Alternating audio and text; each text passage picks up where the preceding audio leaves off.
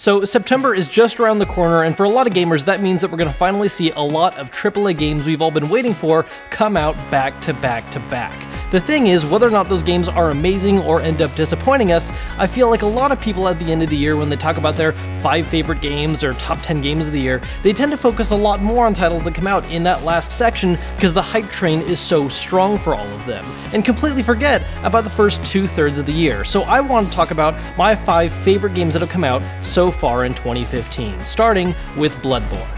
Now, I'm a real big fan of the Souls series, so falling in love with this game was not hard for me. But even then, standing on its own, there's a lot this game does that's worth praising, and while I don't agree with every change that it made from the Souls series, I think a lot of them were good steps forward. Most importantly, I like the fact that it's much easier to co-op with friends intentionally. Being invaded by other players is now a special challenge of certain areas rather than just being ever present, which makes those specific areas really common to get invaded in, but also means that when you're first starting the game, you're not just going to get your face blown off by some random player that's decided to troll low-level characters. And third, and really most importantly, is the fact that by removing shields and adding the ability to heal by attacking enemies, this game has put such a heavy emphasis on speed and offense that just changes the whole rhythm of the game. Oh, what's that? You don't like a game where you have to die 50 times in order to get the idea of what you're supposed to do? Well, too bad, because this game is absolutely amazing. The fact of the matter is that no other series really has the ability to give you the same adrenaline rush when you finally beat that difficult boss, because it took you so many tries and needed you to perfect the gameplay that much.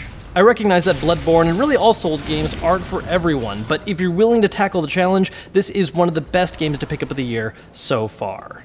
Now, second up is the one and only portable game on this list, and that's Monster Hunter 4 for the 3DS. Now, Monster Hunter has always had its cult fan base, but I feel like 4 did a really good job of opening it up to a lot more new players.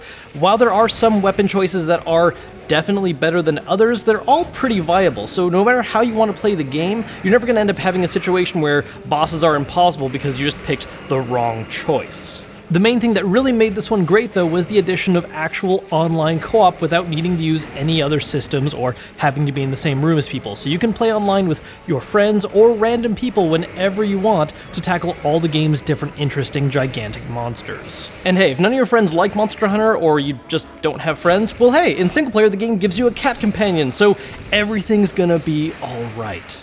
Now, admittedly, the control scheme is still not the best, even if you're using a Circle Pad Pro, but if you're able to get the hang of it, the content this game has to offer is well worth the uncomfortable thumbs.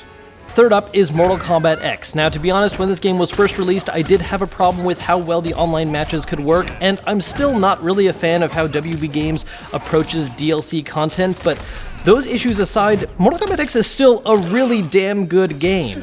You know, NetherRealm Studios has done a great job of making, I think, one of the better fighting games that is accessible to new players, but still offers a decently high skill cap for those that want to take things a little more seriously. I don't think it really approaches the level of, say, Street Fighter, but as far as a casual fighting game player is concerned, this one is just a ton of fun. It's also one of the few fighting game series that actually offers a solid single-player story mode that, while it doesn't exactly offer award-winning writing, it's just fun, cinematic, and is actually worth playing over just some kind of arcade mode that gives you a 10-second final cutscene. The addition of interactable objects from Injustice and the 3 fighting style system that was added, so each player plays 3 different ways, just helped to set this one apart from its predecessor and make it an absolutely fantastic fighting game experience. Fourth up is the only digital-only game on this list, and the only one that is a Microsoft exclusive, only available on Xbox One and PC, and that's Ori and the Blind Forest. To begin with, in my opinion, this is hands down the prettiest game to come out this year. It has the perfect balance of charm, lighting, vibrant colors, and detailed backgrounds. But it doesn't hurt that the gameplay is really, really good. This has some of the best pacing and challenge in a platformer in recent years, aside from Rayman Legends. And it's another excellent example of a game that can have a heart-wrenching, touching storyline with minimal use of dialogue. It's the prettiest game of the year, it's the best platformer of the year in my opinion, and to make things even better, by the end of the year we're getting a definitive edition of the game that will add lots of new free content for people that have already bought the game, or just add more stuff for new players to experience. Now, the last game on this list should come as no surprise to anyone, and that's The Witcher 3: The Wild Hunt. You know, putting aside and not even talking about how much content this game has to offer, it just hits so many things right at the same time. Great pacing, great storyline, good graphics, solid gameplay, great music, great sounds. Everything comes together just so well.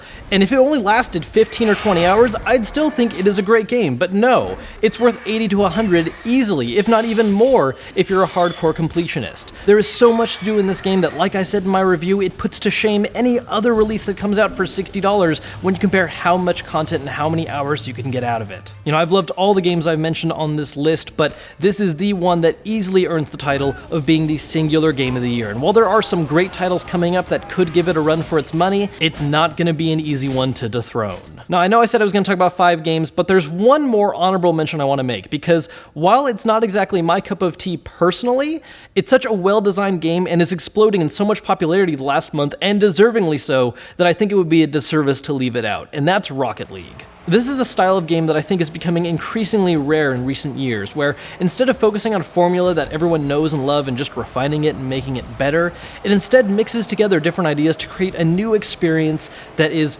simple, straightforward, but more importantly, tons of fun. Even if you're not a fan of car-focused or racing-focused games or soccer, all the elements just come together to create this fast-paced competitive game that, even if you're not great at, is still easy to have a lot of fun with. It may not have the greatest variety or the largest amount of content, but the singular experience of the game's multiplayer mode makes buying it a no-brainer for its relatively low price tag. Well, those are my favorite games of 2015 so far. Like I said, there are a lot of titles coming out this holiday season worth looking forward to, including Metal Gear Solid 5, Star Wars Battlefront, Halo 5, and just too many more to list. So at the end of the year, we'll see how many of these games still make it to being the best games of 2015. As always, guys, if you enjoyed this video, hit that thumbs up button to let me know, as well as subscribe and follow me on Twitter. I'll be seeing you soon with more great content, but until then, I'm Kevinkenson, and I'll see you guys later.